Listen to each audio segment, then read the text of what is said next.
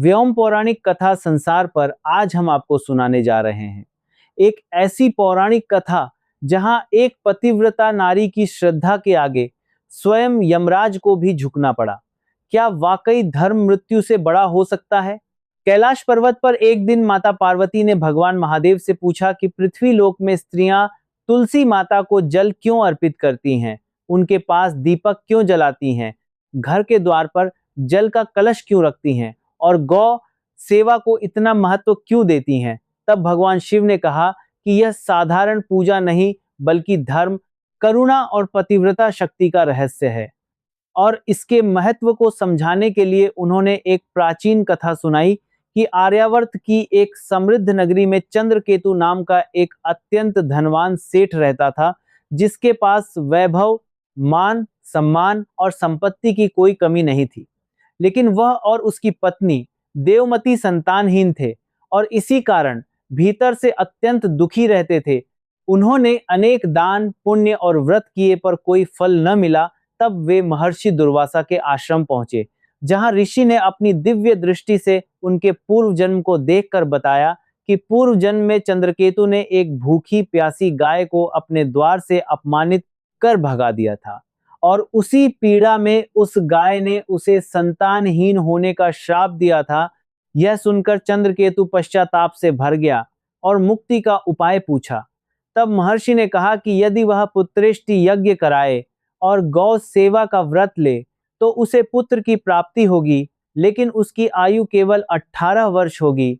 भारी मन से उन्होंने यह स्वीकार किया। यज्ञ संपन्न हुआ और कुछ समय बाद देवमती ने एक तेजस्वी पुत्र को जन्म दिया, जिसका नाम सत्यकेतु रखा गया। बालक गुणवान और धर्मप्रिय था, लेकिन माता पिता के मन में उसकी अल्पायु का भय सदा बना रहा। समय बीतता गया और जब सत्यकेतु 17 वर्ष का हुआ तो उन्होंने उसका विवाह सुलोचना नाम की एक संस्कारी और सरल कन्या से कर दिया। सुलोचना अत्यंत पतिव्रता थी और विवाह के बाद उसने पूरे मन से अपने पति और सास ससुर की सेवा की। कुछ समय बाद सास ससुर ने उसे सत्य बता दिया कि उसके पति की आयु केवल 18 वर्ष है। यह सुनकर सुलोचना विचलित तो हुई, लेकिन दृढ़ स्वर में बोली कि यदि उसका पतिव्रत सच्चा है तो वह मृत्यु को भी रोक सकती है। उसने घर के आंगन में तुलसी माता को रोपा, प्रतिदिन प्रातः जल अर्पित किया, संध्या समय दीपक जलाने लगी, द्वार पर जल से भरा कलश रखा और गौ सेवा को अपना व्रत बना लिया। जिस रात्रि सत्यकेतु की आयु पूर्ण होनी थी, उस रात यमदूत उसके प्राण लेने आए, लेकिन तुलसी माता की शक्ति ने उनका मार्ग रोक दिया। वे लौट गए, फिर वे आए तो दीपक की अग्नि ने उन्हें भयभीत कर दिया।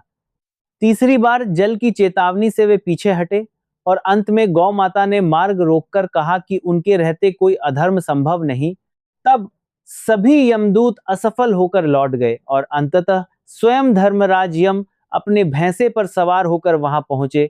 सुलोचना ने उन्हें देखकर भूमि पर प्रणाम किया और कहा कि हे धर्मराज, आप ही कर्मों के न्यायाधीश हैं और वह उनके धर्म को चुनौती देने नहीं आई है।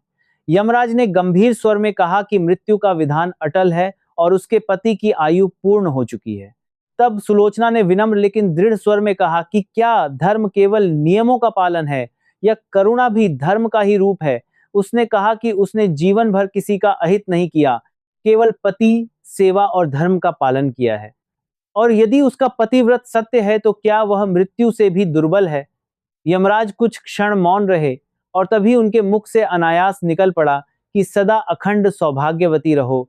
यह सुनते ही सुलोचना ने प्रणाम कर कहा कि महाराज, आपने अपने मुख से मुझे सदा सुहागन रहने का आशीर्वाद दिया है। अब यदि आप मेरे पति के प्राण ले जाते हैं तो आपका वचन ही असत्य हो जाएगा। यह सुनकर यमराज ने कहा कि हे सुलोचना, आज तुमने केवल यम को नहीं बल्कि मृत्यु को भी पराजित कर दिया है। तुम्हारे पतिव्रत, श्रद्धा और सेवा ने धर्म को नया अर्थ दिया है और मैं तुम्हें वर देता हूं कि तुम्हारे पति अब 100 वर्षों तक जीवित रहेंगे। साथ ही यमराज ने यह भी घोषणा की कि जो भी स्त्री तुलसी की सेवा करेगी, संध्या समय दीपक जलाएगी, घर के द्वार पर जल रखेगी और गौ का सम्मान करेगी, उसके घर में यमदूत कभी प्रवेश नहीं करेंगे। इतना कहकर यमराज अंतर्ध्यान हो गए और भगवान शिव ने माता पार्वती से कहा कि यही कारण है कि तुलसी, दीपक, जल और गौ को धर्म का आधार माना गया है, क्योंकि जहां श्रद्धा, करुणा और पतिव्रता धर्म होता है, वहां मृत्यु भी पराजित हो जाती है। भगवान शिव बोले, पार्वती, यही कारण है कि तुलसी, दीपक, जल और गौ को धर्म का आधार माना गया है। जहां श्रद्धा है वहां मृत्यु भी हार जाती है। धर्म का आधार माना गया है। माता पार्वती ने महादेव को प्रणाम किया। अगर आपको ये पौराणिक कथा पसंद आई और आप ऐसी और भी अद्भुत कथाएं सुनना चाहते हैं तो व्योम पौराणिक कथा संसार को अभी सब्सक्राइब करें। बेल आइकॉन को दबाना न भूलें ताकि आप हर नई कथा से जुटे रह सकें। धन्यवाद।